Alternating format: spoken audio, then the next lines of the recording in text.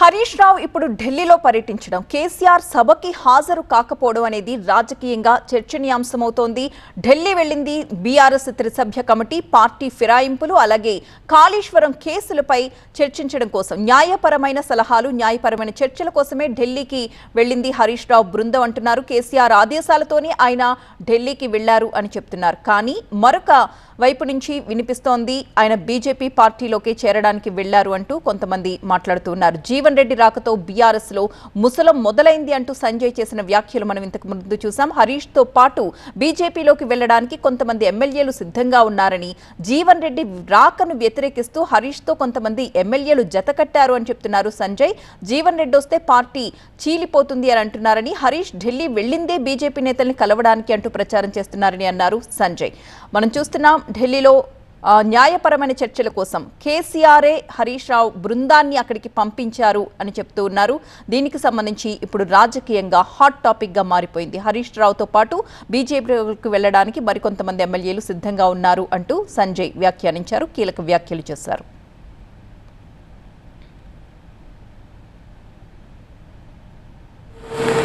ఈరోజు జగిత్యాల అసెంబ్లీలో సెగ్మెంట్లో ఉన్నటువంటి గత 4 పర్యాలు కాంగ్రెస్ పార్టీలో పనిచేసినటువంటి సీనియర్ కాంగ్రెస్ నాయకుడు జీవన్ రెడ్డి చేరిక అని చెప్పేసి ఈరోజు బహిరంగ సభ టీఆర్ఎస్ పార్టీ పెట్టుకుంది.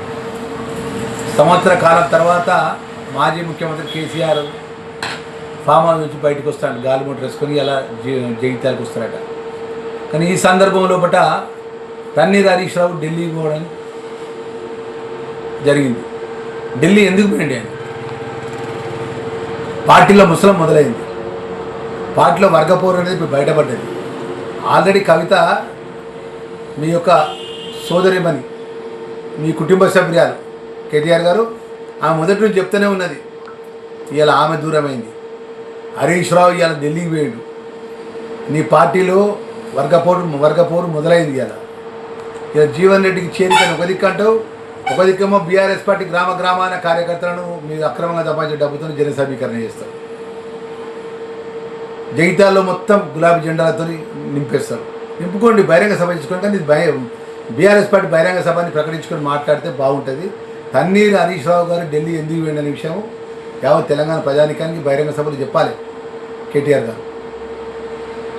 ఈ విధంగా వర్గ పోరాలు చేసుకుంటా కాంగ్రెస్ పార్టీ గౌరవ ముఖ్యమంత్రి రేవంత్ రెడ్డి పార్టీని ఏ విధంగా నిర్వీర్యం చేయాలి, ఏ విధంగా సీనియర్ నాయకుడు జీవన్ రెడ్డిని మా కాంగ్రెస్ పార్టీలో తీసుకొని ఆయన భుజం మీద తుపాకు పెట్టి అందరినీ మొత్తం కాంగ్రెస్ పార్టీని ప్రభుత్వాన్ని తిట్టాలి, ముఖ్యమంత్రి గారు తిట్టాలి, ప్రభుత్వాన్ని రికార్డులు పెట్టే దురాలోచనతో చేస్తే మీ పార్టీ ఈరోజు 2 వర్గాలుగా వీరిపోయే ప్రమాదం పొంచి ఉన్నది. దానికి తెలంగాణ ప్రజలకు జవాబు చెప్పాలి కేటీఆర్ గారు, మాజీ ముఖ్యమంత్రి కేసీఆర్ గారు, టీఆర్ఎస్ పార్టీ అని చెప్పి ఈ సందర్భంగా డిమాండ్ చేస్తూ, ఎప్పుడు కూడా మీ కుటిలమైన మనస్తత్వం 2 సంవత్సరాల లోపట్నే కాంగ్రెస్ పార్టీ ప్రభుత్వం మీద, రేవంత్ రెడ్డి గారి మీద గంత అక్కసు ఎందుకు, గంత కుట్ర ఎందుకు, గంత కుతంత్రాలు ఎందుకు? ఇలా ప్రజలు అన్నీ గమనిస్తాను. మీరు మాట్లాడే మాటలు ఒక ముఖ్యమంత్రి గారిని పట్టుకొని నోటికి ఎత్తొస్తుంటే మాట్లాడతావు కేటీఆర్. ఇలా కేటీఆర్ గారు మేము ఏదంటే మేము మాట్లాడలేమా? రాజ్యాంగ నిర్మాత అంబేద్కర్ ఇచ్చినటువంటి రాజ్యాంగ పరంగా ఇచ్చిన ప్రజలతో ఎన్నుకోబడ్డ శాసనసభ్యులు ఎన్నుకున్న ముఖ్యమంత్రి సీట్ను అగౌరవపరచుకుంటూ మాట్లాడతావు.